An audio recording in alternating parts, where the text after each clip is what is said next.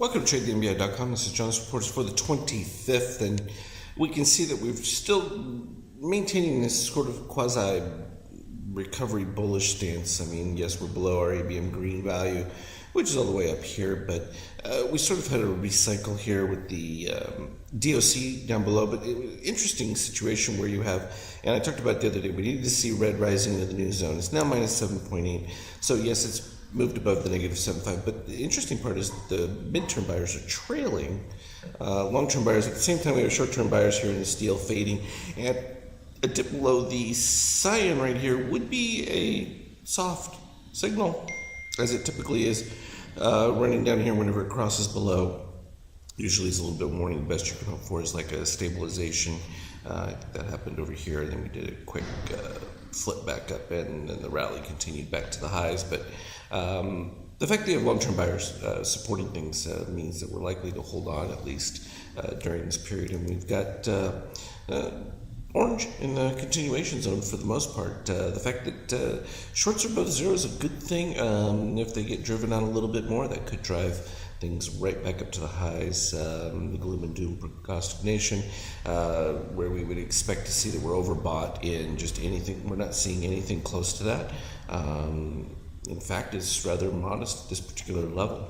So nothing horrible to object to there. The problem you really see, though, is not a sustained movement of any kind, because the shakeout's still in negative territory. It means we don't have any trend developing in any way, shape, or form. We're sort of lackluster. And I think that's what's reflected here. We're just sort of biding our time. I think people are confused. Are we going to have debt ceiling? Mixed signals going through means that, when things started moving like McConnell said, 100% is going to pass. We shot up, and then immediately after the president's like, no, if I don't get my border wall, we're going to shut the government down. So that's caused some confluence and some disturbing. But then at the same time, you also had a positive movement towards potential tax cut. So it's a lot of just guessing at this particular point, which is why the market's been. And within that guessing, you still have the fact that the economy seems to be doing okay. We're really going to get a better picture here as we find out from the Fed whether they're going to stop raising rates or if they're going to continue. If they continue raising rates, then I think you would see the euro move back more into the range. It's still outside that range and holding it quite nicely. The expectation is that the U.S. isn't going to do anything, and that would be bullish for the euro, which has also helped the S&P, and that is definitely going to keep it at the higher side of the numbers as long as that is up there, because again, half their earnings come from overseas and a good portion from European, so that exchange rate balance helps. Bond weakness, interesting. It's just way overdone for where it should be. But again, it is a real interesting question, because if Fed signals that it's going to continue to tighten it all, then I would expect to see this start to retrace quite dramatically. I think that it's a crazy place to have your money, but then again, they are looking now more at safety than they are at return, which is always an interesting change, given that they all think that asset prices are fully priced in, which, as I've explained before, is just not accurate. But time will tell. And oil, again, with the increases in supply, fine, but this is what I was talking about, the ability to increase their capacity for pumping, but the usage is more important for us, which lets us know whether or not we're seeing a significant amount of growth, and that really will start to impact things. And of course, now with the hurricane, we could see a shutdown in Texas production, and it could cause a bit of a bump. We'll see. It depends on if it's significant enough, if it's just going to be quick and not really cause any problems. And of course, gold, which is going to hold up. It's just going to hold, and then it's going to continue to rise a little bit. It's in a weak period right now, has been since right over here. But it's still holding above the ABM, which is incredible strength for it. It's not an issue there. And here we go. So this was interesting. We've been talking about, on the Skype chat, the Fibonacci relationship of when you see highs falling on a static low, that tends to call for a move back to the highs. Now, the only thing is you don't know that those highs aren't going to continue to decrease, but as you can see here, that's exactly what's happened. And when you get a static range like we had here before, Usually you just get moves to around the 50% range, back and forth, and you can see that both of these, neither of them were able to get to the 100% on the turnarounds, and that's simply because we were in a static zone where both of them were equalized. And then I was showing some depictions of what happens when falling highs, usually with a flat low, indicates a move back to the highs, whereas a falling low with flat highs usually results in a move back to the highs. And then if you really want to get creative with it, which is not really being creative, it's just about projection.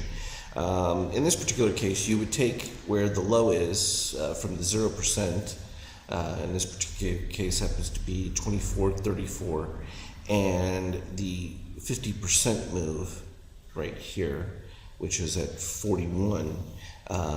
You could take the difference between those two and add it to the 50% mark, and that will give you your high estimation, which is just going to take you back to something less than where the original high portion was going to be, and that was the expected call. So if we were to actually do that from this particular move, you have to go to first stabilization of the 0 mark. So 34 and the 50% being at 41, it's about 7 points added to the 41, so roughly 48-ish to 49. Where are we at right now? 44 and a half, 45. So we would expect a few more. Now, typically in that particular case, I usually expect about 80% of any move to lock in. So if you figure you have, let's just say 8 points, you'd be looking for about 6.5. And in which case you would have already been there. And so from that standpoint, when we had this static situation, a lot of this move back and forth mumbo jumbo is just going to get you stopped out. What you don't want to see is a new low made, and that usually becomes the benchmark. So from the entry that was right here, you can see what the difference between your stop portion would be. So from 38 with the 0 at 34.50, so anything below 34 would be your stop out. So really it's nominal risk. I mean, you're talking about 7 to 8 points, yes, roughly, but with the exact expectation of the same. So you're looking for a 1-to-1 ratio on that for a return standpoint, which is pretty decent. Not something to argue about. Now, that's a much more relaxed approach. Certainly when you got close to your sell signal and DOC spread and that, fine, you could take profits up to those things looking for a retrace only to get back in on the next new signal or something approximating where you were before. The problem with that sometimes is that if you get just a modest stagnation and then it moves to its highs, you could miss it. But I respect that locking in gains is never a bad idea, and anytime you move over the 50%, certainly could do that, and that becomes the benchmark to buy back above. Particularly if it starts to decline, then it becomes an excellent way to get in for a couple of points if there's enough room. Sometimes when these ranges get too small, can't do it. But in this particular case, we've got enough volatility that we've been seeing that we've got enough range to go in there. And so it's just an effective way to day trade within this without scalping every teeny little DOC move, because you're looking at it from a broader perspective. When you're looking at the fact that you have a static range going, your expectation is that you're just going to get to these mid ranges. Once you saw the lows dipping, the expectation for me was to move back to the highs, and again you're seeing it again there. So and then that will start to turn around. Now once you start seeing the lows coming up, then your expectation is for at least some type of retrace when you get the next sell signal popping in on the DOC. So I know I went a little long with this one on that, but I thought it was worth going over that. I think it's a very practical and extraordinarily helpful adjunct to what we already know. So all good stuff. As always though, look for me on the Skype chat. Happy to answer any questions about it. Trade well.